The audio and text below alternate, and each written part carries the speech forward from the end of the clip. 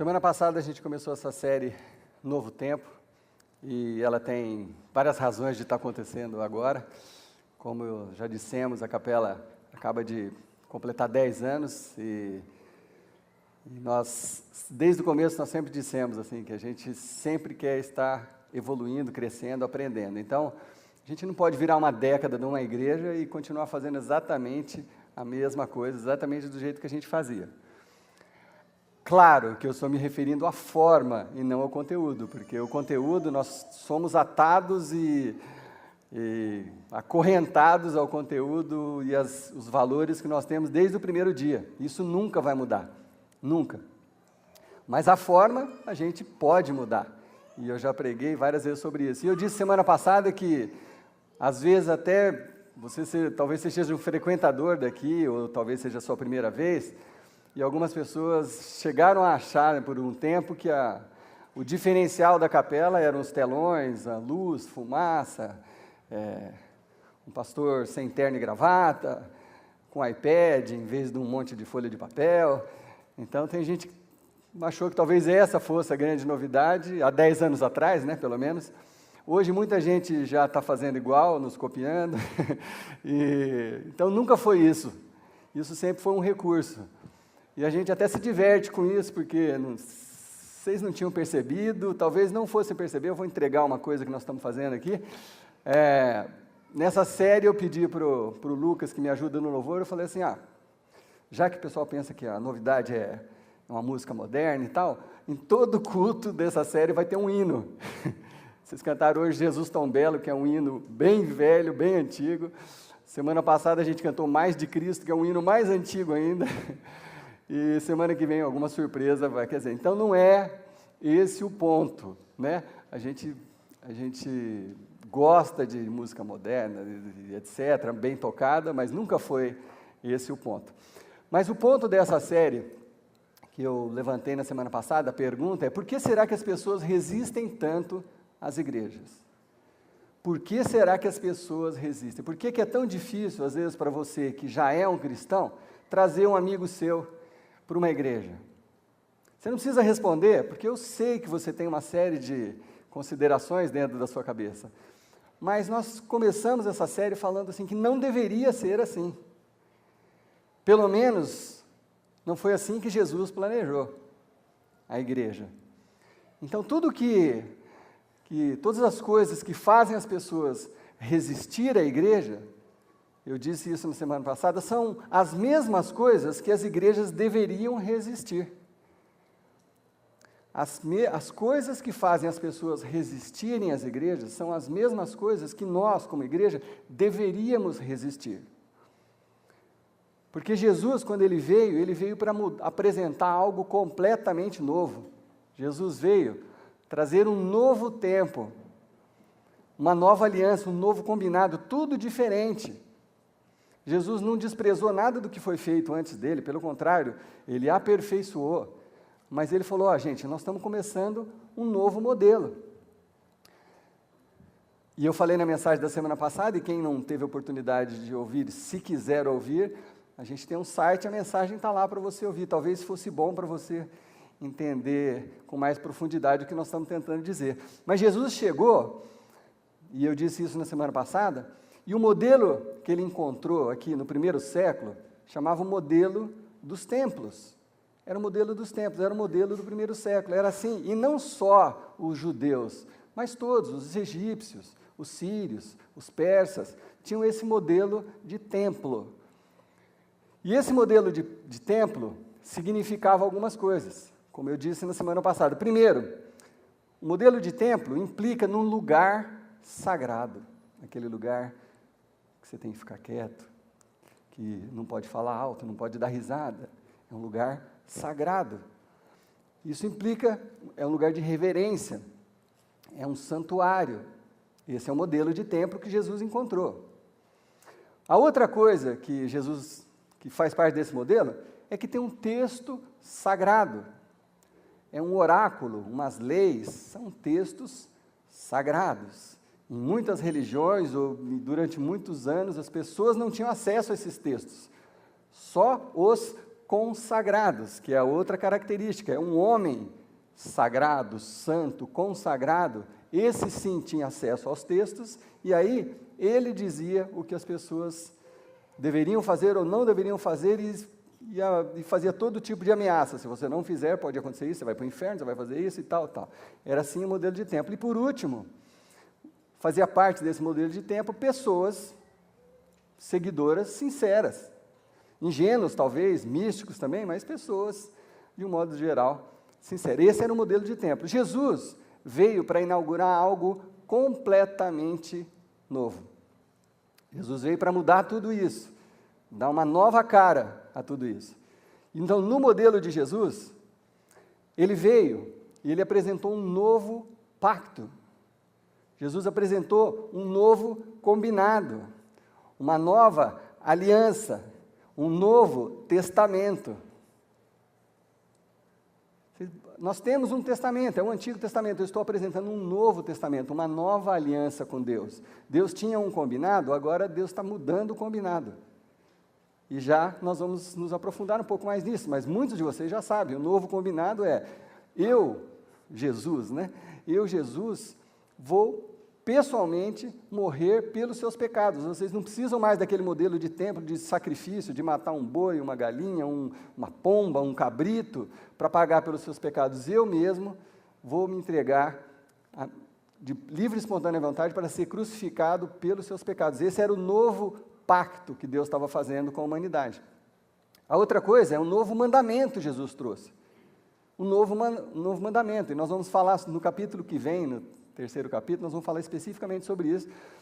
Jesus apresentou uma nova ética, e esse é o assunto que nós vamos conversar hoje. E Jesus também começou um novo movimento, quer dizer, é algo novo, a partir de uma afirmação, quer dizer, ele construiu, quando ele falou desse algo novo, foi a partir de uma afirmação de Pedro, porque Jesus perguntou assim, quem que vocês acham que eu sou?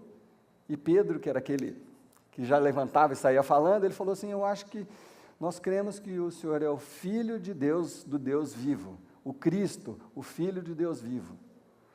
E aí Jesus falou assim, em cima disso que você está falando, esse é o fundamento da minha eclesia, que no original grego, ou igreja, que como a gente conhece hoje. Jesus falou, esse é o fundamento. Pedro, você entendeu, eu sou sim o Filho de Deus, e isso muda tudo. Eu falei isso semana passada. Reconhecer que Jesus é o Filho do Deus vivo, Criador do universo, se você crê nisso, isso muda tudo, porque aí você presta atenção no que ele fala. Bom, Jesus nunca mencionou um templo ou igreja como um lugar geográfico, um ponto geográfico. Nós nos reunimos aqui, temos essas paredes, essas luzes, as paredes são para nos proteger do barulho, do vento, do calor às vezes, nós colocamos ar-condicionado, as poltronas para que ninguém fique de pé o tempo inteiro, mas Jesus nunca falou que precisava disso, Jesus nunca falou que precisava no lugar geográfico. Então, às vezes, a gente tem umas expressões que são muito bonitas, mas que não são exatamente como Jesus planejou. A gente fala assim, que a igreja é a casa de Deus. Ou então você fala assim, eu vou à igreja hoje para me encontrar com Deus. Então vamos pensar se fosse literal isso, né? Se Deus habitasse aqui na capela ou em qualquer outra capela, ou qualquer outra igreja. Então vamos supor, Deus habita na capela da graça. Daqui a pouco vai acabar o culto, não sei onde que Deus vai ficar sentado, vai ficar olhando, todo mundo indo embora, ele começa a ficar tristinho, né? Aí todo mundo vai embora, fecha a porta, câmera, me segue aqui que eu vou improvisar. Aí Deus vem, né? Senta no teclado, começa, não temerei, eu sei que eu vou à frente. E aí fica a semana inteira aqui tocando teclado, fazendo louvores a Ele mesmo, enquanto... Entende? Deus habita aqui quando tem gente aqui. Vou falar de novo. Deus habita aqui quando tem gente aqui. Você E a pessoa que está do seu lado, é o templo mais importante para Deus do que qualquer espaço geográfico. Jesus veio anunciar isso. Nós somos o templo mais importante para Deus do que qualquer espaço geográfico. Isso foi uma das coisas que Jesus veio anunciar. Enfim, e isso então é que Jesus anunciou, porque como era um modelo de templo, e aqueles templos riquíssimos e famosos e etc., caiu como uma bomba naquela cultura. Quando Jesus falou isso foi uma revolução. Uma revolução. Por isso, entre outras coisas, quiseram matar Jesus. Quiseram crucificá-lo, quiseram condená-lo à morte. Porque não é possível. Não, você está quebrando o nosso sistema aqui, você está destruindo. A gente trabalhou a vida inteira por isso, para construir, para fazer isso, criar um sistema, agora você vem e fala que é outro combinado? Então, os religiosos da época, os padres, os pastores, os líderes, os presbíteros, os seja lá o quê, quiseram acabar com Jesus. Os religiosos, o povo amava Jesus, mas os religiosos queriam acabar com Jesus. Porque não pode, você não, as coisas não são bem assim, né? Bom, enfim, a maioria dessas coisas foi a semana passada. Mas aí, depois que Jesus morreu, e ressuscitou, e foi para o céu, esse evangelho, essa mensagem da graça e do novo combinado de Deus, começou a se espalhar. E começou a se espalhar por Jerusalém, e milhares, num dia só que Pedro estava pregando, 5.000 judeus se converteram. Dali para frente começou a crescer demais esse movimento, que chamava o caminho, né? Não chamava a igreja de Jesus Cristo, chamava o caminho. Começou a crescer demais e expandir. Jesus, quando ele foi embora, ele falou assim, gente, eu não quero que esse negócio cresça aqui em Jerusalém apenas, eu quero que atinja o mundo inteiro. É para vocês saírem daqui e sair pregando esse evangelho para todo mundo. E aí, aparece na história um sujeito com um nome muito lindo, chamado Paulo, e esse sujeito, ele era o pior de todos, pior perseguidor, a pessoa que tinha maior resistência do universo contra Jesus Cristo. Esse sim tinha resistência, porque ele era um judeu, ele era um fariseu, ele era um mestre, conhecedor das leis desde pequenininho. Ele sabia de cor a Torá, o Pentateuco, todos os primeiros livros da Bíblia, Paulo sabia de cor, porque era assim que se exigia de um mestre. Então ele era um profundo conhecedor das leis, e porque todo mundo só falava que esse Jesus estava vindo para acabar com tudo, ele se tornou um perseguidor dos seguidores de Jesus. Paulo não teve um encontro pessoal, assim, cara a cara com Jesus, mas ele queria matar os cristãos, os seguidores de Jesus. Então ele tinha autorização para entrar num lugar assim como o nosso, e passar a rede, levar um monte de gente para o camburão, torturar e até podia mandar matar, somente porque eram seguidores de Jesus Cristo. Esse era o perfil desse sujeito. Ainda bem que nessa época ele chamava Saulo, depois que o nome dele foi mudado para Paulo.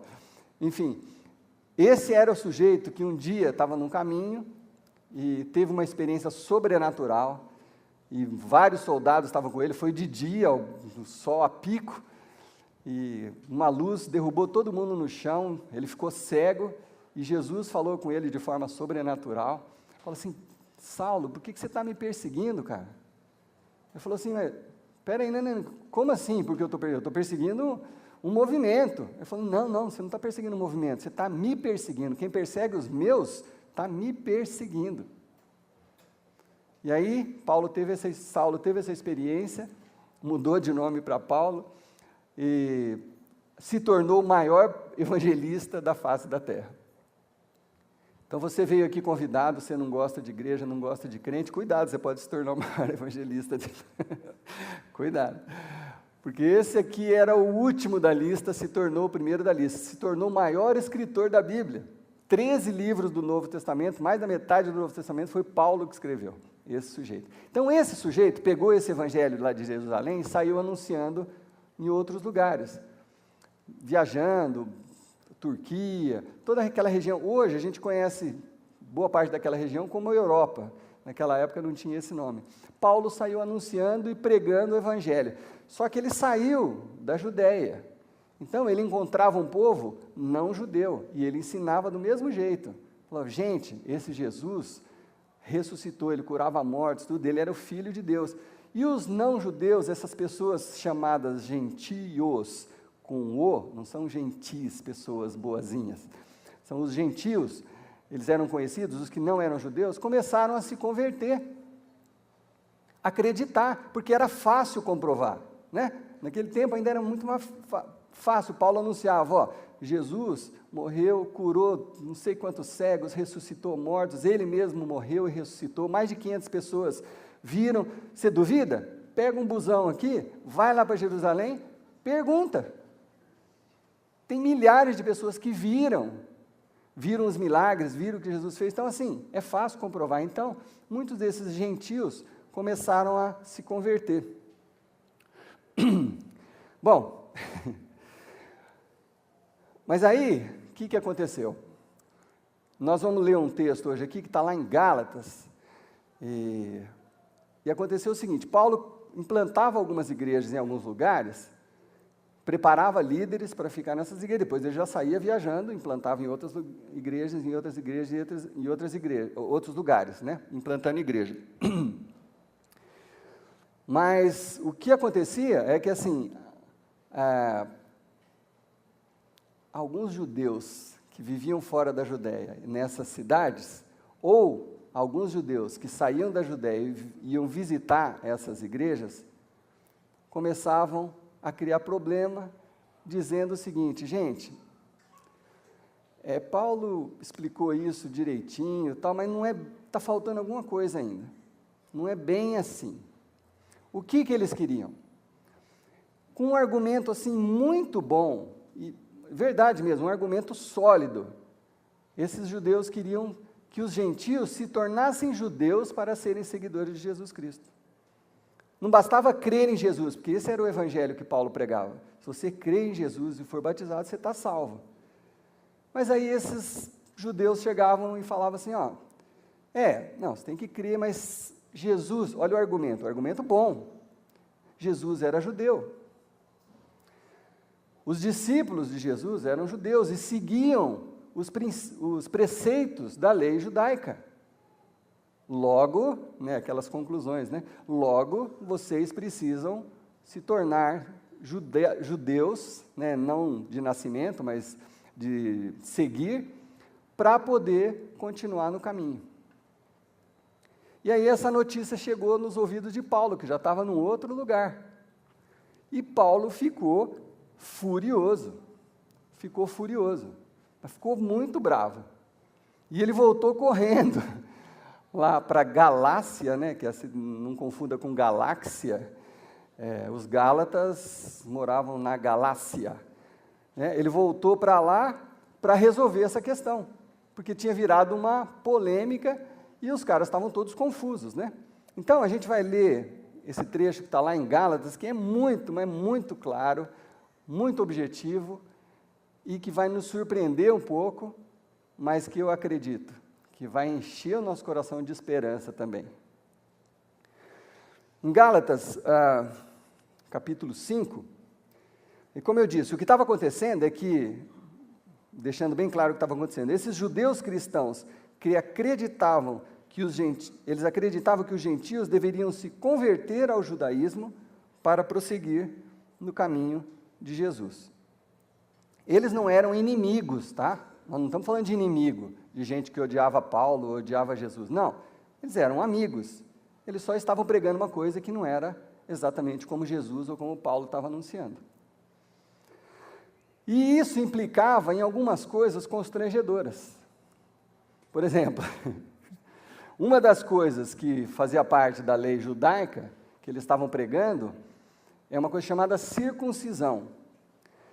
Eu não posso explicar com detalhes, com desenhos, nem com gestos, o que é uma circuncisão, porque senão vou ser apedrejado na hora que eu sair ali. Mas vamos tentar falar em termos técnicos. A circuncisão é uma cirurgia sem anestesia, que era feita antigamente, e é feita até hoje, só que agora é com anestesia, que era feita em todo judeu. Com 8 dias de idade, eles faziam no bebezinho, que era o corte do prepúcio, da ponta do prepúcio. É o máximo que eu posso explicar. Depois você vai no Google e aí você acha até umas fotos lá, mas é o máximo que eu consigo explicar. Então, esses judeus estavam falando para as pessoas, né, para um bando de adultos, falando assim, gente, se vocês quiserem ser seguidores de Jesus Cristo, vocês vão ter que se circuncidar. E aí eu acho que começou um negócio que existe até hoje. Aí eu falei que a Bíblia fala de futebol, né? Eu acho que eles começaram a colocar o futebol no final do dia do domingo, porque os homens falaram assim, mulher, você vai na igreja que hoje eu vou ficar assistindo futebol. E o medo de ser circuncidado, né? Fala assim, não, deixa as mulheres ir para a igreja, eu vou ficar em casa, eu não vou frequentar esse lugar que os caras estão querendo fazer uma cirurgia em algum lugar, eu não vou nesse lugar, estou fora, né? E era isso que eles estavam, entre outras práticas, essa era uma das práticas, eles queriam pegar marmanjo de 20, 30, 40, 50 anos e extirpar alguma coisa da ponta de alguma coisa. Isso causou um constrangimento muito grande, obviamente, né? E Paulo, quando soube disso, ficou furioso. A Bíblia usa um termo no original que chama apoplético, que é a mesma coisa, é irritado, nervoso, muito bravo mesmo. E aí, por que ele ficou furioso? Porque ele sabia que começar a colocar essas coisinhas no meio do Evangelho de Jesus Cristo podia fazer uma coisa, ele sabia que isso poderia contaminar, corromper e destruir a mensagem de Jesus. Sabe, você começa a abrir uma exceção aqui, uma outra ali, acomodar uma coisa ali, isso aí podia acabar com o Evangelho de Jesus. Paulo sabia disso, por isso que ele ficou tão furioso. E aí ele chegou lá na Galácia e foi falar com os Gálatas, e a partir do versículo 1, nós vamos ler aqui, se você trouxe a sua Bíblia, você faz suas anotações aí, senão a gente vai mostrar no telão, mas olha como é importante ficar atento, presta atenção. Primeiro, ele começa explicando o Evangelho de Jesus Cristo. Paulo fala o seguinte, foi para a liberdade que Cristo nos libertou. Vamos fazer uma pausa aí já. Foi para a liberdade que Cristo nos libertou. Se a sua forma de entender o Evangelho de Jesus Cristo não te dá uma sensação de liberdade, alguma coisa está errada com a sua forma. Porque foi para a liberdade que Cristo nos libertou.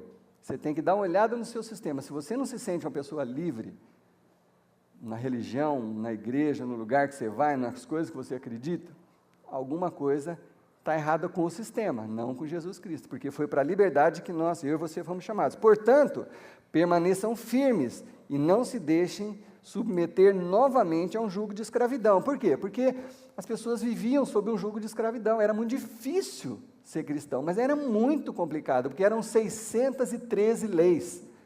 600, as leis de Moisés, se você contar todas, contando os 10 mandamentos, são 613. Ninguém conseguia cumprir. Ninguém. Mas eles...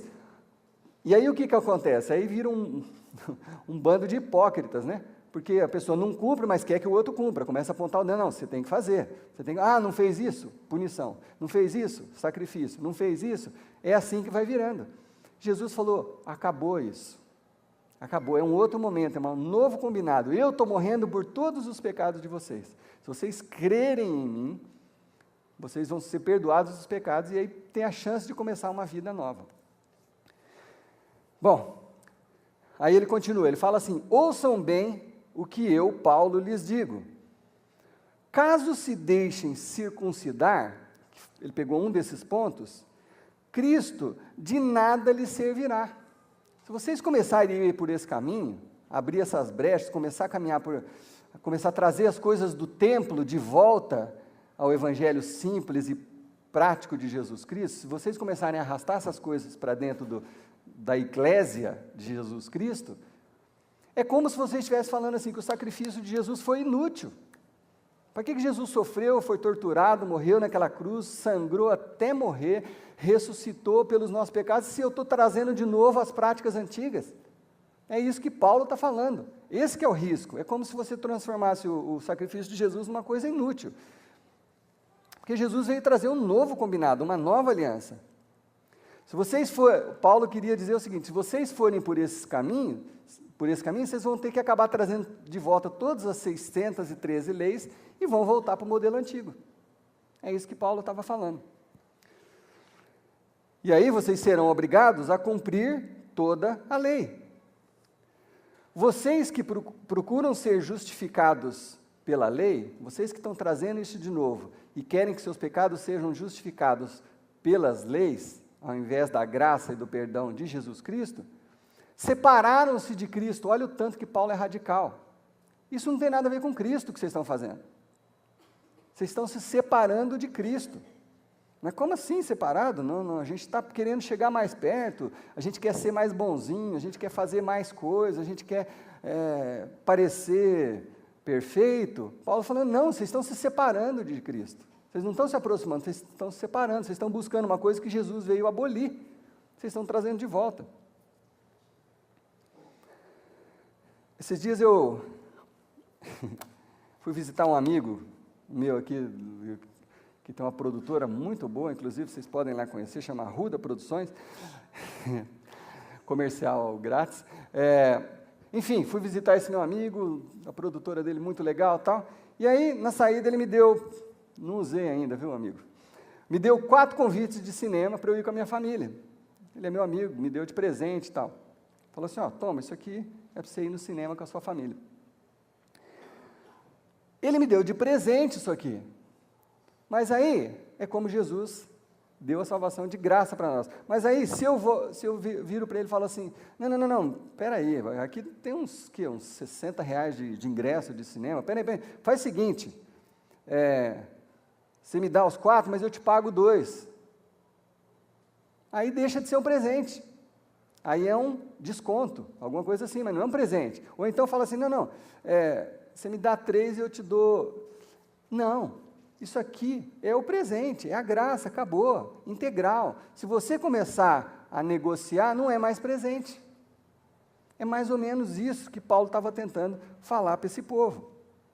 Se você começar a barganhar com Deus, e nós sabemos que muita gente faz isso, muitas igrejas fazem, se você começar a barganhar com Deus, eu dou isso em troca disso, então, se eu fizer isso, dar isso e ofertar isso, o Senhor vai me dar em dobro. Se você começar a barganhar, não é isso, está fora, está fora. Pode ser bonitinho, pode soar bem, pode ajudar a igreja a arrecadar melhor, mas não é isso que Jesus veio falar. Jesus não veio falar isso. Ele falou, a salvação é graça, de graça, grátis. Você não precisa pagar nada por isso. Se você tiver que pagar, você não consegue. Uma outra forma de pagar são as 613 leis. Cumpre. Ninguém cumpria, nem os mestres da lei conseguiam cumprir. Então, já que vocês não têm condição, eu vou me doar por vocês, essa é a pregação de Jesus Cristo. Bom, seguindo. Porque em Cristo, versículo 6, porque em Cristo Jesus, nem circuncisão, nem incircuncisão tem efeito algum, não vale nada. A circuncisão ou a incircuncisão, essas coisas que vocês estão querendo trazer, não vale nada em Jesus. Não vale nada. E aí ele fala uma coisa um pouco mais radical ainda. Ele fala assim, porque em Cristo Jesus, nem circuncisão tem efeito algum, mas sim a fé que atua pelo amor. Eu vou explicar isso aqui um pouquinho melhor, mas primeiro eu preciso explicar uma coisa. Paulo não está falando que ele é contra a circuncisão, porque ele era um cara circuncidado. Jesus foi circuncidado, porque todo judeu, todos os discípulos e apóstolos de Jesus eram circuncidados porque eram judeus. Paulo não está falando assim, a circuncisão é um pecado. Não. O que Paulo está falando é assim, se você trazer essa lei que é lá dos judeus, que é do outro combinado de Deus, para agora, não é que é pecado, simplesmente não é o que Jesus anunciou. Vocês percebem? É isso que Paulo está falando, com clareza. Mas esse versículo aqui, eu quero deixar um pouquinho mais claro essa última parte aqui, e esses dias pregando aqui, eu falei para vocês que, um dia eu estava falando sobre a Bíblia, aí eu falei que eu dei uma contada lá em casa, eu tenho 16 Bíblias, talvez alguns falaram, mas para quê? Podia doar essas Bíblias. Mas não são 16 Bíblias iguais, não tem nenhuma igual. Eu adoro doar Bíblia, várias vezes já comprei Bíblia aqui, dei para algumas pessoas. Eu tenho Bíblias diferentes, Bíblia no hebraico, Bíblia de Jerusalém, um monte de Bíblias de estudo, Thompson, tem um monte, cada uma é versões diferentes, tal. Por quê? Porque eu trabalho, eu lido com a palavra, então eu preciso saber bem o significado das coisas. E nesse caso específico, eu achei que perdeu um pouquinho no nosso português simples, o que Paulo quis dizer aqui nesse versículo. Tanto que essa minha Bíblia aqui, eu não preciso nem trouxe nenhuma outra Bíblia. Essa minha Bíblia aqui, ela tem metade em português, metade em inglês, porque eu já olho ali do lado também para ver se eu entendo um pouquinho melhor. E olha só o que diz aqui do lado, o mesmo versículo, em inglês, só que eu já vou, obviamente, a gente vai colocar em inglês e em português, mas olha como que está aqui do lado. Porque em Cristo Jesus, nem circuncisão, nem incircuncisão tem valor. A única coisa que conta é a fé expressa através do amor. Aí Paulo dá uma guinada para um outro lado. Ele está falando, gente, não começa a trazer um monte de coisa. A coisa mais importante que Jesus ensinou é a fé através do amor. E às vezes, muitos, hoje em dia ou naquele tempo, resistiam às igrejas porque não viam isso na prática dos cristãos. E isso é o que Paulo falou. A única coisa que conta é a fé expressa através do amor. Mas aí ele segue, ele fala assim, pô gente, vocês corriam bem, vocês estavam indo bem. Quando eu saí daqui, antes de eu viajar, vocês estavam indo muito bem, estava dando tudo certo. Quem os impediu de continuar obedecendo à verdade? Paulo está perguntando. E aí ele fala uma coisa, no próximo versículo, que talvez você achasse que era um dito popular, mas é Paulo falando para aos Gálatas. Ele fala o seguinte no versículo 9, um pouco de fermento leveda toda a massa. Sabe o que Paulo está falando aqui? Claramente, para mim e para você, gente, um pouquinho que você começa a abrir para uma coisa que não é o que Jesus ensinou, um pouquinho, uma frestinha que você começa a abrir, pode acabar com tudo. Pode acabar com tudo. A gente podia agradar aquele grupo ou aquele outro, tem um monte de judeu, não custa nada. Paulo está falando, não, é radical mesmo. Uma brechinha, um funguinho que encosta no seu pão, se você não percebe, daqui a pouco seu pão inteiro está verde, estragou tudo. É ou não é assim? As mulheres sabem disso, não é assim? Você vê lá um verdinho, daqui a pouco o pão já acabou. É isso que Paulo está falando, precisa ser radical. E aqui eu quero abrir um parênteses. Se a gente quer mudar o Brasil, e se a gente quer mudar a nossa vida, isso aqui é uma coisa fundamental.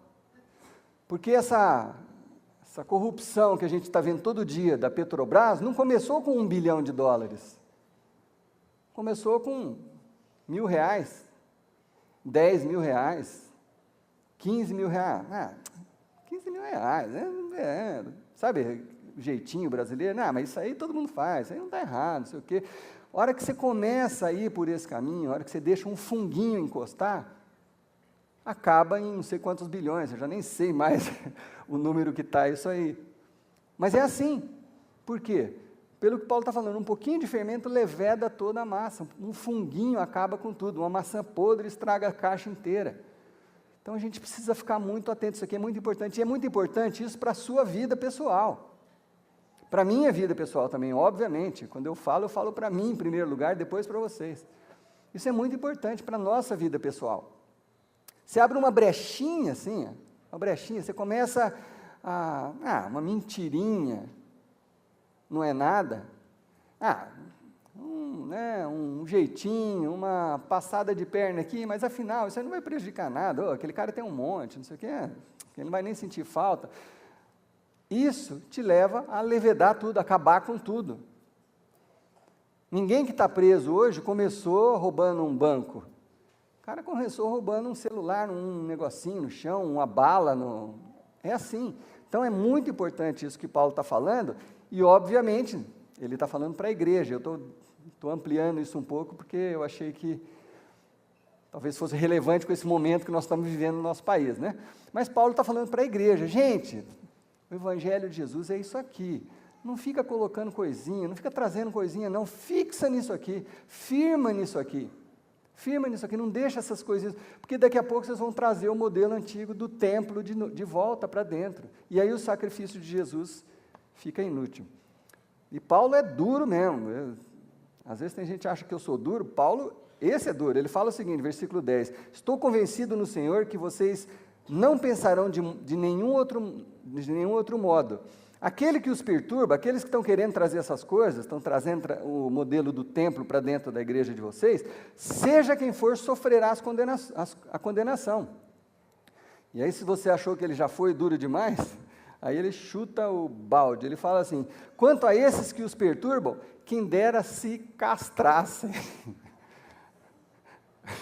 É Paulo falando, essa mensagem já está pronta faz umas 3 semanas, é Paulo falando isso aqui, não é para cortar a pontinha, já corta tudo de uma vez, tamanho a fúria que Paulo estava em relação a esse assunto, tamanho o risco, gente, a gente ri para não chorar, tamanho o risco que uma pequena coisa podia contaminar a igreja de Gálatas, como pode contaminar a nossa, como pode contaminar qualquer outra igreja, e eu vou falar para vocês, como líder, eu vou falar uma coisa, a coisa mais fácil é você começar, tá bom, fazer vista grossa, a coisa mais fácil é o que acontece na maior parte das igrejas, nenhuma igreja começa querendo ser, não vou citar nomes, aquelas da televisão, ela não começou assim, talvez ela tenha começado com uma boa intenção,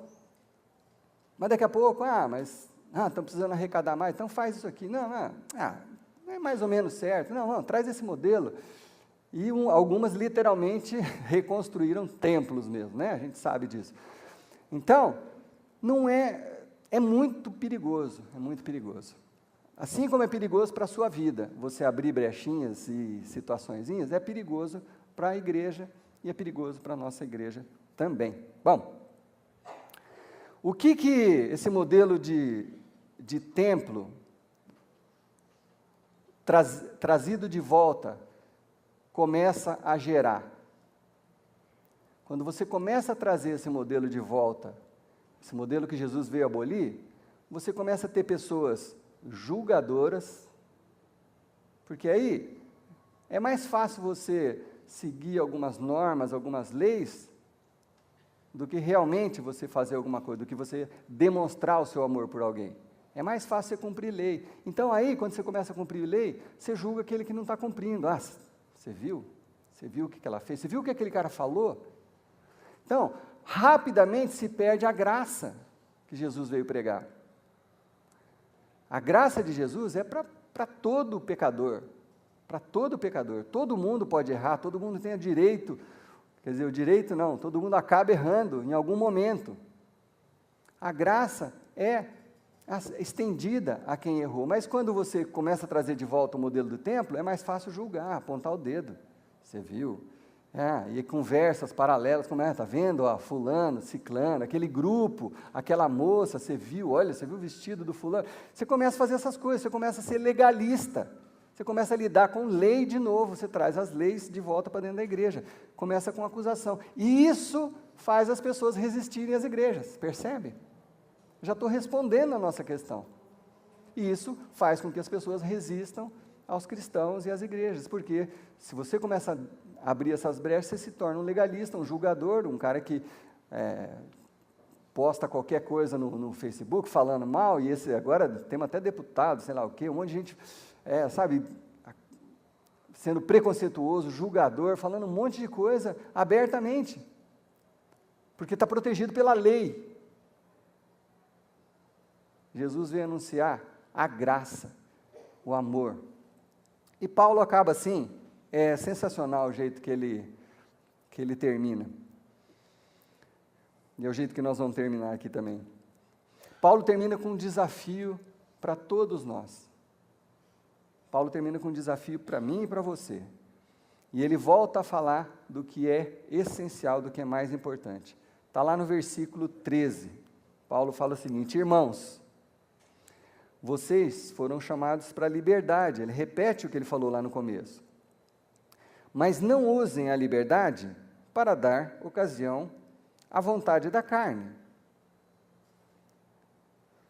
Porque sempre tem um espertinho, né? Falar, mas então quer dizer que a graça eu posso fazer qualquer coisa? Posso não sei o quê, posso isso, posso aquilo, posso aquilo? A graça te diz, você pode, mas ao mesmo tempo você tem que fazer o que convém. Se você vai fazer alguma coisa que vai prejudicar você, vai prejudicar alguém, vai prejudicar uma comunidade, não convém. Eu sou livre para fazer o que eu quero, mas eu escolho o que eu vou fazer. Isso é liberdade, gente. Não existe ninguém que seja 100% livre, o mais doido do mundo que você conheça, não é livre. Ele chega ali na esquina, ele tem que parar no sinal vermelho. Ele tem que parar, ele tem que pagar imposto. Não adianta. Não tem ninguém absolutamente livre. Você tem que respeitar as leis do país. Você vai receber seu salário, já vem com desconto. Ninguém é 100% livre, não existe essa liberdade. Isso é utopia, não existe. A pessoa livre é aquela que pode fazer o que quiser e escolhe fazer o que é certo. Essa é a pessoa livre. Ah, eu sou livre? Não, eu bebo até cair, eu não tenho esse problema com... Eu bebo até cair. Eu posso beber, mas eu não quero fazer isso. Eu não quero cair, não quero dar vexame, não quero vomitar na frente dos outros, não quero fazer feio. Mas eu posso, se eu quiser, eu tomo vinho de vez em quando. Espero eu acabar aqui, aí vocês vão embora e saem metendo na boca. Mas eu vou comer uma macarronada com a minha esposa, a gente toma lá uma taça de vinho sem nenhum problema. Nenhum problema, eu não fico bêbado. Eu me controlo, eu sei que eu tenho amigos que não podem tomar um gole, porque ele tem problema, é doente. Se ele tomar um gole, ele tem que tomar 5 garrafas. É diferente. Então, assim, eu sou livre, nada me impede. Mas se eu não quiser tomar, eu não tomo.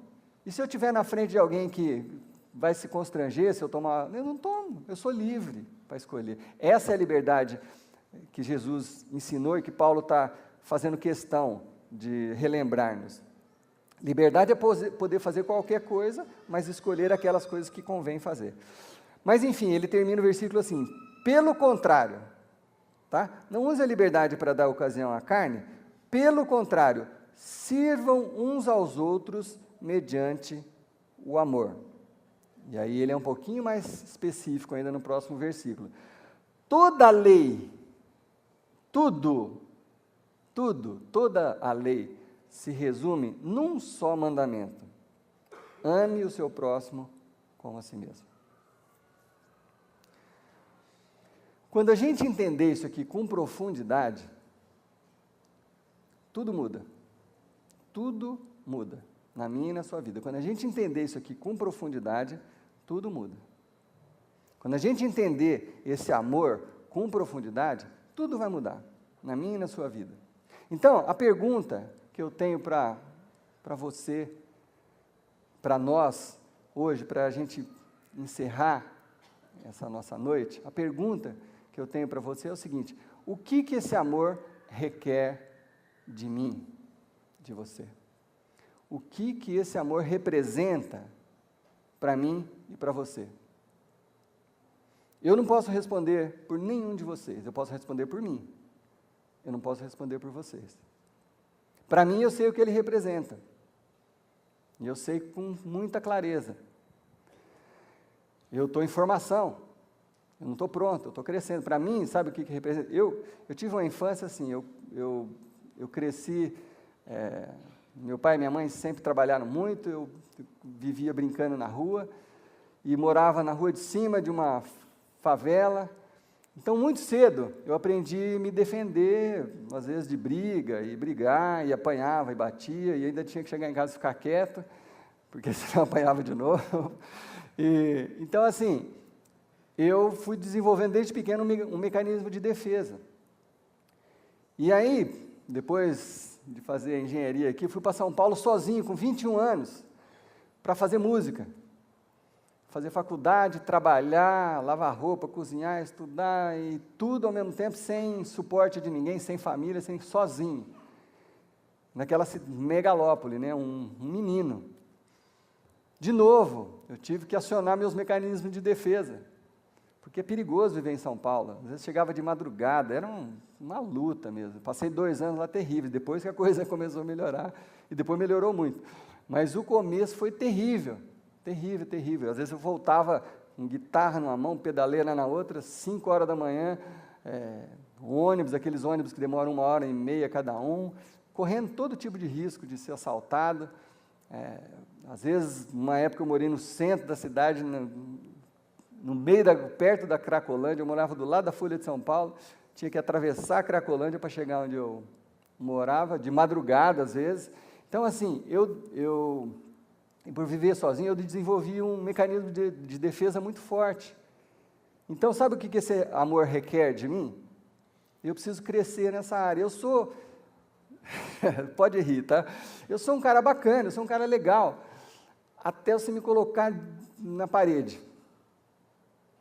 Sabe, a hora que eu estou numa situação de pressão, assim, acuado, e estão querendo me mentindo, me enganando, e querendo me passar para trás, e querendo me ferir, ou ferir alguém dos meus, vem um Hulk lá de dentro, às vezes. Não agrido ninguém, pelo amor de Deus. Mas, às vezes eu dou respostas duras. E pessoas já sofreram com isso.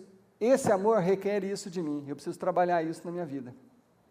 E eu não tenho problema de falar com isso, porque nós estamos numa igreja que chama Capela da Graça. E, em nome de Jesus, nós estamos numa igreja que não tem o modelo do templo. Nós estamos numa igreja onde todo mundo precisa crescer, a começar de mim, e eu estou disposto. Então, esse amor requer de mim esse passo. Eu preciso chegar mais perto de Jesus. Jesus estava lá sendo preso, Jesus estava convivendo com Judas, que ia enganar ele, ia vender ele. Jesus estava numa boa, Jesus estava preso lá, acorrentado, ninguém, sozinho, e ele estava lá sossegado, sem reagir, sem gritaria, sem falar nada, estava tranquilo. Eu preciso crescer nessa área, essa é uma área, esse amor requer isso de mim. Mas o que ele requer de você? Eu não sei, talvez para você seja alguma coisa diferente. Talvez para você, eu vou levantar a hipótese, talvez seja, você não está amando o seu próximo, você está falando mal do próximo. Se você adora falar mal dos outros, você adora perceber um erro ali, um defeito ali, sair falando, talvez é isso que esse amor requeira de você. Talvez é essa área que você precisa tratar em você mesmo. Ou talvez julgar as pessoas, talvez você seja um julgador. Talvez você se ache muito bom e todo mundo que não está no seu nível você julga e condena. É fácil condenar. Você usa lá o capítulo não sei quanto, está vendo? É fácil condenar. Talvez você precisava de um espelho para ver o que você está fazendo. E quem sabe seja isso que esse amor requeira de você. Eu não sei, tem muitas hipóteses. Talvez esse amor requeira de você olhar para o seu vizinho, pessoa que mora perto da sua casa, no apartamento de cima, no de baixo. Talvez você entra no elevador, fecha a cara, não olha para o lado, não cumprimenta. Talvez esse amor requeira de você uma atitude em relação a essas pessoas. Eu não sei. Talvez esse amor requeira de você a sensibilidade de olhar para um amigo seu, uma pessoa que convive com você, que está em necessidade, e você pôr a mão no bolso e dar o dinheiro para essa pessoa para ajudar. Talvez é isso que está faltando. Não vem com aquela conversa assim, você está em necessidade, meu irmão, você está com fome, eu vou orar por você, tá? Tá bom, ora, mas põe a mão faz alguma coisa, age. Talvez é isso que esse amor requeira de você. Talvez esse amor requeira que você ajude outros que estão ajudando e salvando pessoas, como uma igreja, como uma ONG, como uma associação, como uma creche, como pessoas que estão fazendo bem para outras pessoas. Se você não tem aquela capacidade ou aquele tempo, ou sei lá o quê, talvez você possa se envolver e ajudar, contribuir, participar de uma outra forma. Talvez esse amor seja requerendo isso de você. Ou talvez seja mais básico ainda, talvez você seja um mal-humorado, aquele que não gosta de ninguém, cara fechada. Bom dia por quê? Como assim? Não dá bom dia para ninguém, cara, eu estou falando, de novo, às vezes a gente dá uma risada para a coisa ficar um pouquinho mais fácil de digerir, mas eu não sei qual que é o seu caso. Talvez esse amor requeira isso de você. Você fala, peraí, o que eu estou fazendo com os outros, o que eu estou fazendo comigo? Se Paulo falou, a coisa mais importante de todas é isso, é a forma como você demonstra esse amor, o que eu estou fazendo? O que eu estou fazendo?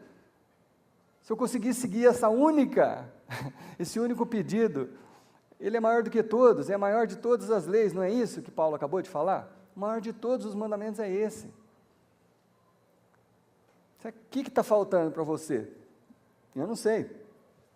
Quem sabe no seu trabalho, você só produz quando alguém está olhando. O patrão virou as costas, Facebook, WhatsApp, não sei o quê, não sei. O que esse amor requer de você? Eu não sei. Eu não vou ficar arriscando muito, não, eu acho que eu já cobri um bom número de coisas, mas pessoalmente, ou como nação, ou como igreja, nós só sairemos de qualquer dificuldade, qualquer crise, se a gente responder a essa pergunta. Olhando para o espelho, olhando para nós mesmos. O que esse amor requer de mim? O que esse amor requer de mim? A gente só vai mudar de vida, só vai melhorar a nossa vida, só vai melhorar nosso país, nossa sociedade, a sua família, a sua igreja, se você responder com honestidade essa pergunta, o que esse amor requer de você. Jesus simplificou tudo, ele resumiu tudo nisso. Um novo mandamento te dou, amem-se uns aos outros, desse jeito. O que está faltando para você fazer? Vamos falar com Deus? Deus, eu só posso falar sobre mim mesmo. Eu tenho espelho na minha casa e eu tento olhar para o profundo do meu coração e ver aonde que o Senhor quer que eu use esse amor, Senhor Deus, onde esse amor pode me transformar. Mas eu sei que muitos dos meus irmãos estão sofrendo, porque nunca se fizeram essa pergunta. Então hoje, Senhor Deus, ajude-nos a ir para as nossas casas com essa pergunta nas nossas cabeças. O que esse amor requer de mim? Qual é o passo que eu posso dar esta semana em relação a esse amor? Se é perdão, se é deixar de julgar, se é deixar de acusar, se é amar através de uma ajuda prática, Senhor Deus, se é oferecer o ombro para alguém chorar, se é para ir num hospital visitar alguém, seja o que for, mostra-nos, Senhor Deus, o que esse amor, o que nós podemos fazer em resposta ao que o Senhor está nos pedindo, Senhor Deus. Eu tenho certeza no meu coração, Pai, que esse é o desejo Teu para todos nós, e não só para nós, mas para toda a nossa nação, Pai. Mas a gente precisa começar aqui, com esse povo, com quem está entendendo a Tua palavra, quem está ouvindo a Tua palavra e que tem o desejo de pôr em prática. Ajude-nos, Senhor Deus, a perceber o que esse amor requer de nós, qual que é o passo que nós podemos dar, Senhor Deus. E em nome de Jesus também, Pai, proteja, Senhor Deus, a nossa igreja e todas as igrejas de Londrina, Senhor Deus, de serem contaminadas, Senhor Deus, pelos modelos que não são evangelhos simples de Jesus Cristo. Ajude, Senhor Deus, eu não oro apenas pela capela, oro por todas as igrejas, Pai.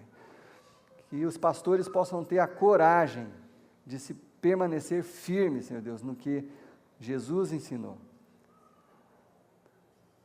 Naquele mandamento, naquela proposta, naquele caminho que Jesus propôs para cada um de nós, Senhor Deus, que a gente possa permanecer firme, Senhor Deus, porque é isso que o Senhor deseja para nós, e é assim que nós podemos ser abençoados, Deus, não tem outra forma, não é barganhando com o Senhor, é seguindo a Tua vontade, Senhor Deus, é assim que nós seremos abençoados. Então, abençoa-nos todos, eu te peço isso em nome do Senhor Jesus Cristo.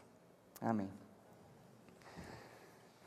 Queridos, semana que vem estamos com mais um capítulo dessa série, vocês são convidados e, por favor, tragam mais um amigo e que Deus os abençoe.